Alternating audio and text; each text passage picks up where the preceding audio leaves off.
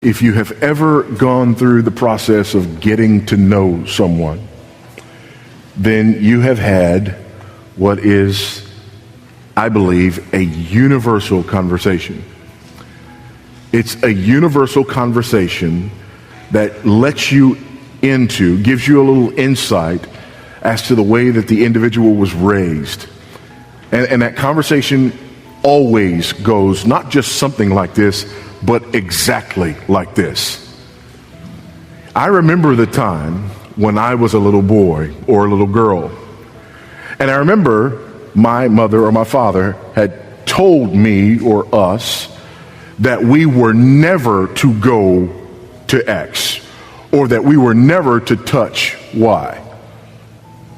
And being kids, we felt like that was exactly what we needed to do.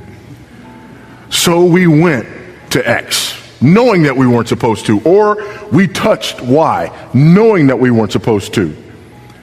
And as we did it, we thought we were getting away with it, when all of a sudden we looked up, and there was the ominous figure of mom or dad, and we knew at that moment that we'd had it.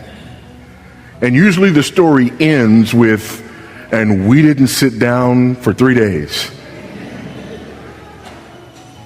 I don't care who you are, you've had not a conversation like that, you've had that exact conversation. In fact, you've probably told that precise story.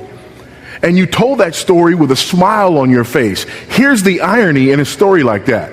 We tell a story about a moment in our life when our parents basically terrorized us, spanked us, wounded us, hurt us. But when we tell that story, we tell the story with a smile on our face and without the slightest hint or tinge of blame toward the parent. Because we know that they were absolutely correct in bringing the justice that they brought to us in that moment. And that the justice that they brought was not only absolutely correct, but that it was warranted. And beyond being correct and being warranted, it was necessary. It was warranted. It was correct. It was necessary. And it was completely consistent with their love for us. Not at all inconsistent with their role as a mother or a father. Because we understand this balance between love and justice. It's unfortunate, however, that oftentimes we do not see this or appreciate it in our Heavenly Father. And because we don't see it or appreciate it, I believe we don't have a full-orbed understanding of or appreciation for God's worthiness to be worshiped. But here in Revelation chapter 5, we get a picture of that worthiness to be worshiped with the Lion who is the Lamb, who is worthy.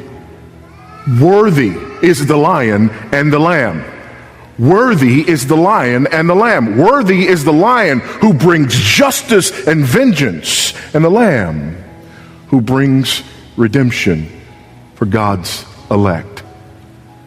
We must have a full-orbed picture of who God is, of who Christ is, if our worship is to be as deep and meaningful as it is meant to be.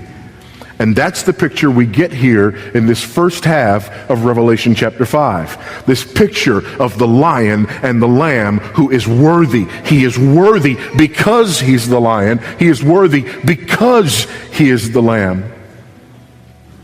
And there is no hint or tinge of inconsistency between those two.